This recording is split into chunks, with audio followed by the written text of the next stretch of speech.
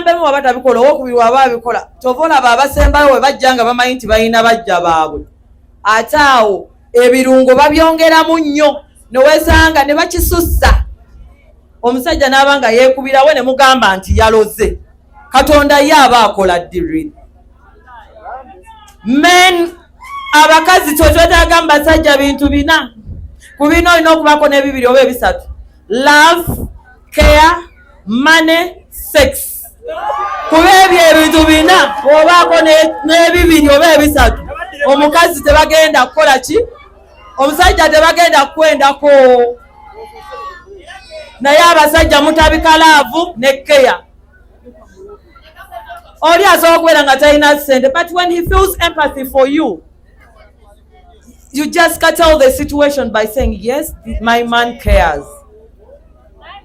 Naye abalala bakazi sente, as long as someone comes up in the morning like once in a month ng'amuwa sente agamba kasita mpadde sente, abalala agamba bannanga omusajja wange ayina waaka.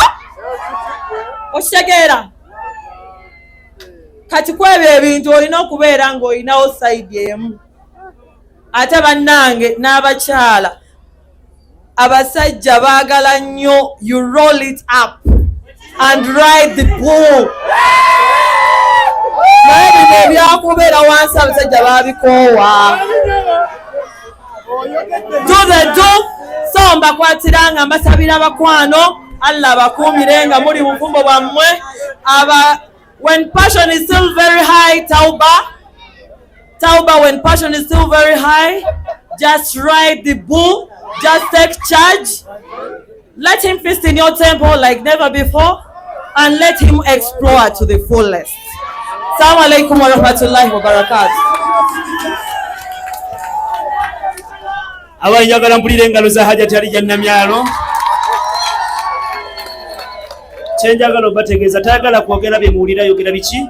Ayogera bituufu. Tweyanza nnyo, tweyanzeege maama. Webale nnyo, webale ddala. Ebigambo yogedde ebikulu. Bwe twogeranya? Obadde omanyi wannyuse.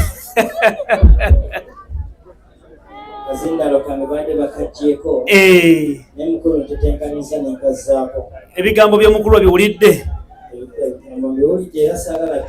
Kkiriza nziremu omulundi gumu nkutegeeze nti yeeyambazizza ttabi.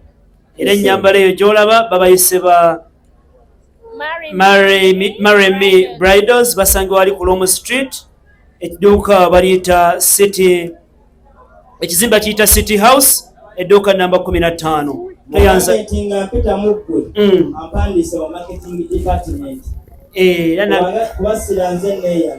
Onyambye nnyo nange kamugambire ddala Hajjati nze nanze olwaleero sekalo ate Hajjati abikolerawo ajja kulaba nga nze kitunzi olwaleero sekalo kama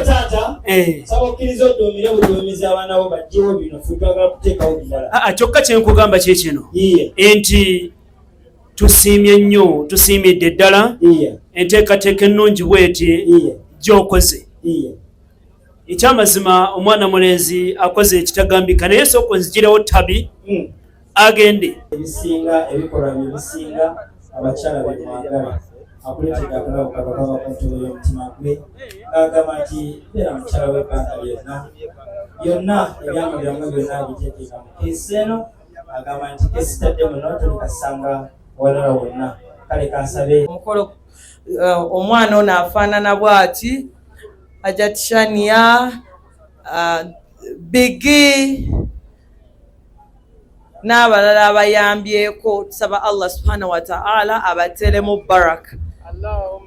Oweekitiibwa ambasada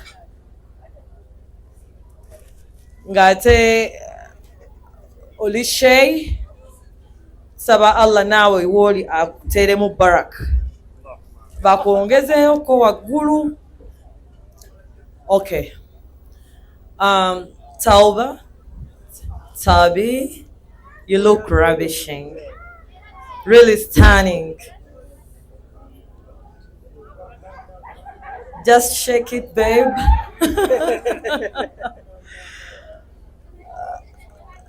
Omwami Kabuye. Fahad. eyeddira engeye n'omwana ow'obuwala Tabi ow'embogo. Embogo manyi kyekola mu lubiri? Ekola mulimu ki? Ani akimanyi embogo kyekola? Ekola mulimu ki? Bebakola ki? Kitegeeza nti embogo eba ki?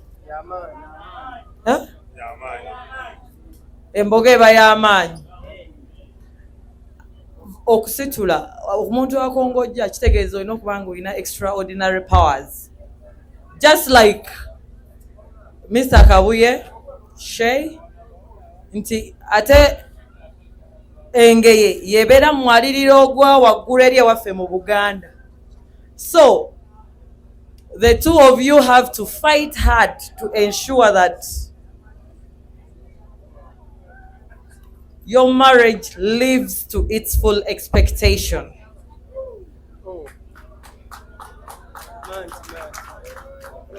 Because the compatibility of two kings and to sustain the momentum of a Queen Ma in a house is really underrated by the behaviors of the two kings. Muita king because owulidde asitula you see mukongozi, meaning mukazi musajja. No, but sagala tuwebikirire omanyi simanyi nnyo kwogera bibasanyusa. So one of the two alina okuba omukakkamu okulaba nti obufumbo buno bubeerawo. Naddala ng'omusajja akola safari n'alinnya ennyonyi n'agenda, omuwala alina keeping a momentum high by doing a lot to ensure that you safeguard the good of your marriage. Yes. Mwami Kabuye, not like others, you're a dude and you're taking a beauty. Ate mwena mwina amasa amalungi, because when I look at Tabi,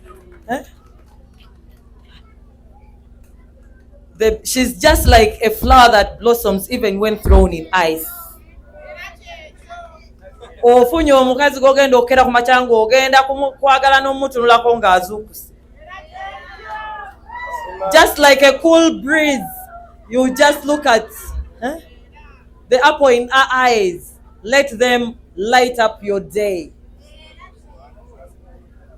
And as well manifest in whatever works you're doing. Ate na oli musajja mulungi. Just be that paradise she has been longing for. Toberanga bana abasajja abasiraamu abalala baseeka aba old fashion. Banange old fashion yetama. Old fashion yetama abasajja bajja ng'ayagala okufukamira si kive kikola kya mpisa naye nga si ntume.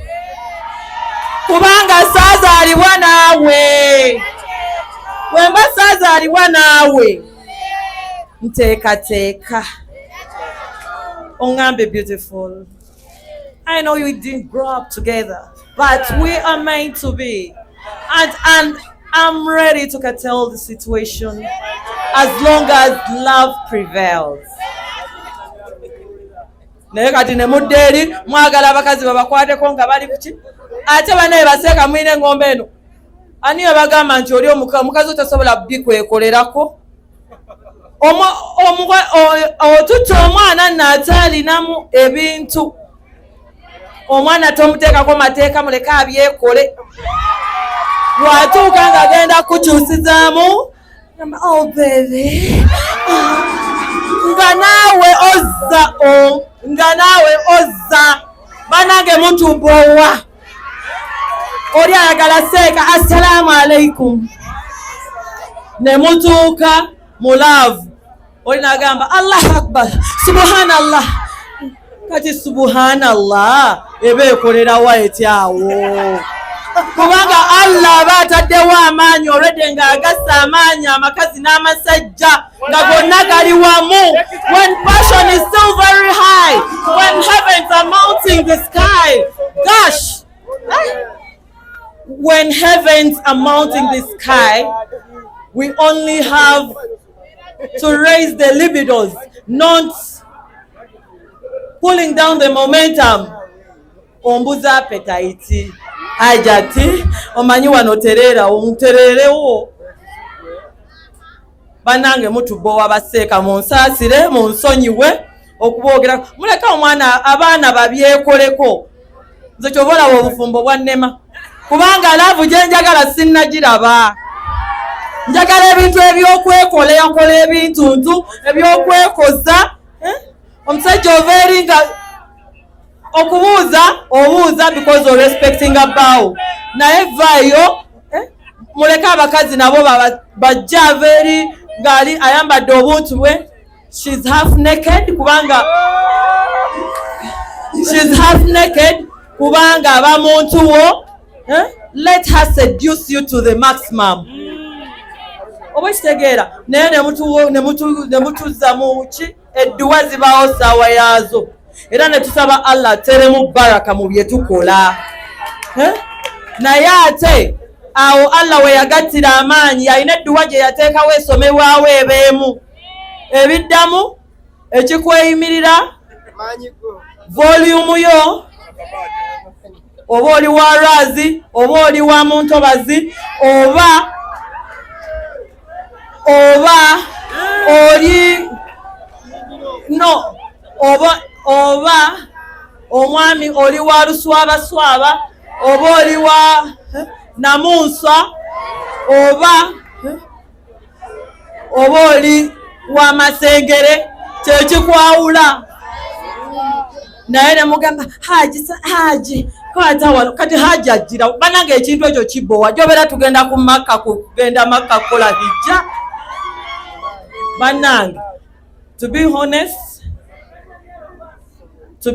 ate bambi tauba nze jangu kuyigiriza ebigambo kubanga abasajja bako Oluganda ennyo lutama agenda wanambemu nga Luganda agenda wanamba bbiri nga Luganda ate n'oluzungu lwa I love you lwakoma omusajja mugambe you're that my dog musirikeewo oh my dude just feast in my temple. You surpass all things in sweetness. Obugambo obutali common bwatagenda kusanga wa munno addemu I love you baby I love you gosh.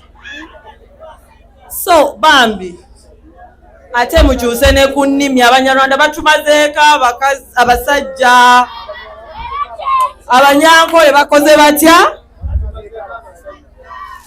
omwana mugambe ku bigambo jangu nkuwandiikira ebigambo omusajja awulireko ku nnimi endala n'Oluyindi ate nalwo lulalamu Oluchina n'Oluyitale obitabiketabika omuntu abeere nga tabitegeera nga ne wadda ku mulimu gwabeera ayoya ng'asinda ggwe ng'akaaba ggwe ng'ayoya ggwe mu kulya ng'alya ggwe tassa nga ssa ggwe. Abakyala tuteekewo obunkenke mu nsonga eno. We tutateekawo nsonga eno bagenda tugattako namba 2 namba 3 namba 4 namba 5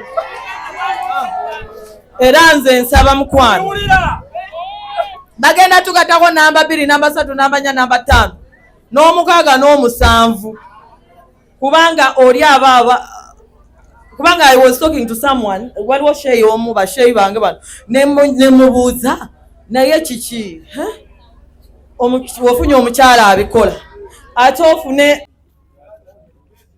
okay. Abdullah min ash-shaytanir rajim. Bismillahir rahmanir rahim. Wa min ayatihi an khalaqa lakum min anfusikum azwajan litaskunu ilayha ja'ala bainakum mawaddatan wa rahmah inna fi dhalika ayatin liqaumin yatafakkarun.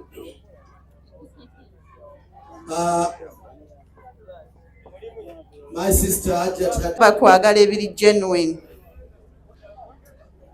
Tutambudde bulungi mu mikolo gyaffe. Ka challenge ke tubaddemu nako kabadde ka music. Omukolo guno tubadde tugutambuza n'abawalimu naye nga buli omu agamba Hajjat music nange kennyini tugenda kukola tutya. Naye ne tuteesa n'omugole waffe ndowooza era tanyenyezza nnyo. Tusaba Allah atusonyiwe ebyo ebitateredde naye nga ebyo ebiteeredde tusaba Allah abiteeke mu baraka.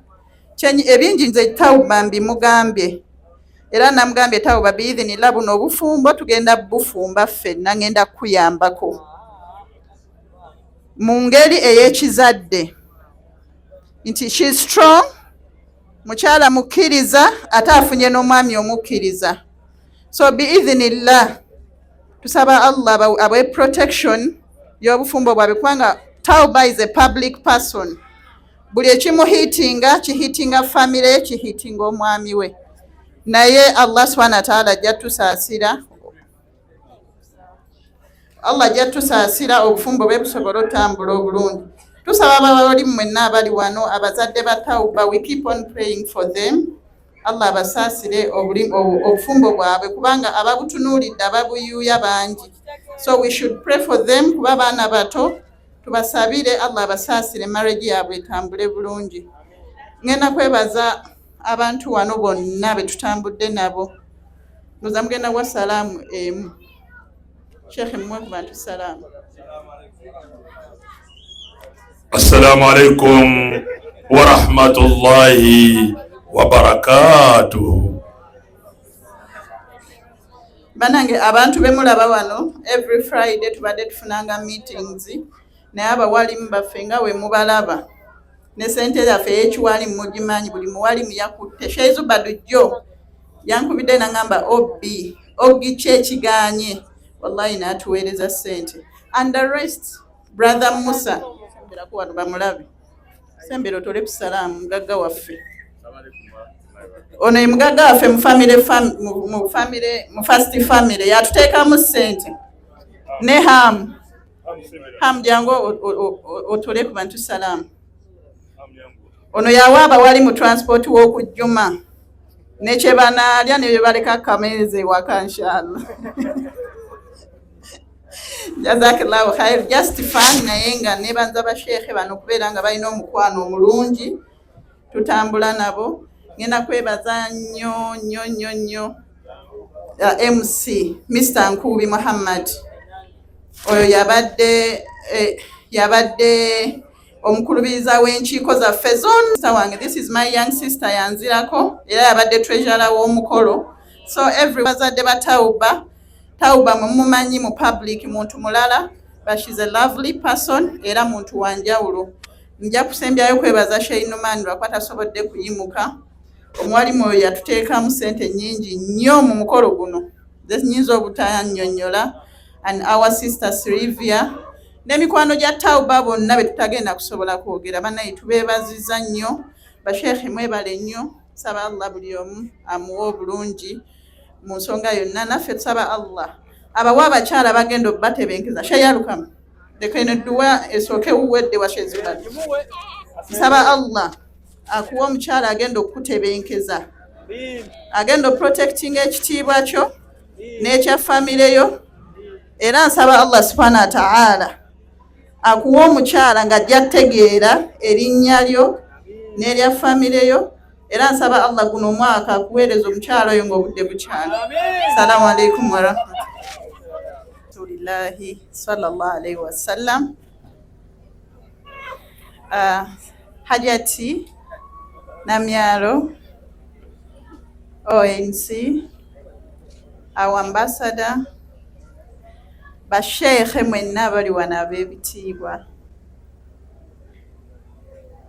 omwami wa Tauba, abazadde baffe mwenna abalungi both sides, abatukyazizza, dear brothers and sisters, I observe the protocol. Assalamu alaikum wa rahmatullahi wa barakatuh.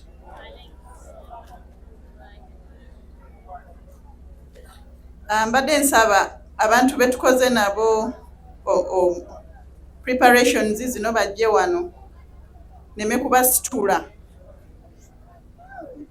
abantu bembadde ntambula nabo mu meetings. Musa olunaku lumu Tauba yajja n'angamba nyumirwa nnyo wangala n'abantu nga bafumbo era always mbabeerako owasaddi ofumbirwa ddi owasaddi ofumbirwa ddi nga wendi kuba Sheikh Zubadu ne Sheikh Aruka mbona mbaliko insha Allah.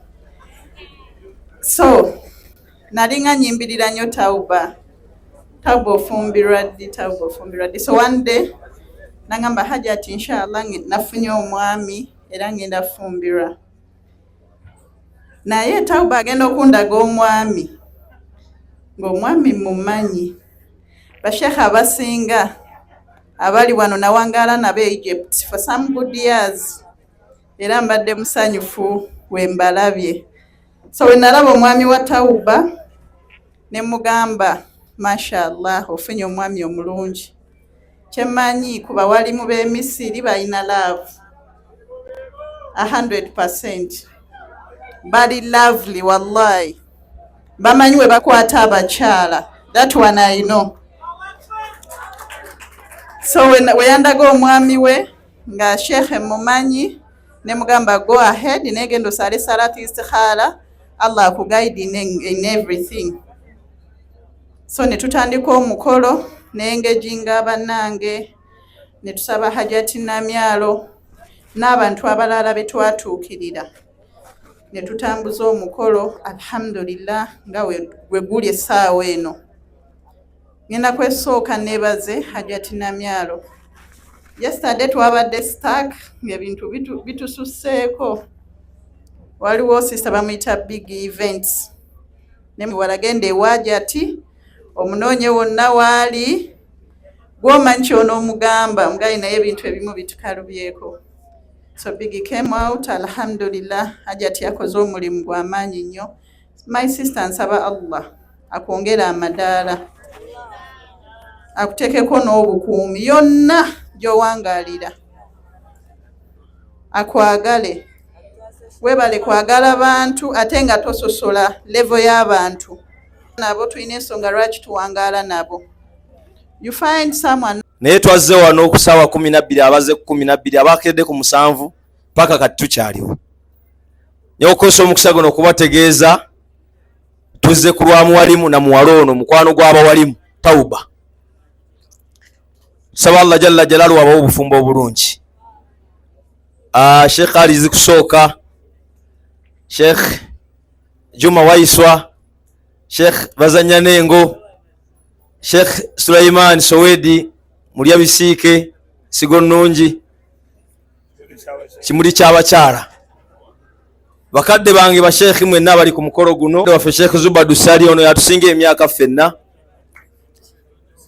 muganda wange Sheikh Numani Mbogo muganda wange okuva mu Eri Travels bize sikyayagala nnyo okwogera mikolo gyambaga na kwanjula naye ebigambo byange mu dakiika zange sekataji ono nsabajje sekataji jangu jangu wano sekataji lumala omalira abantu obudde nsaba ojje mukama wange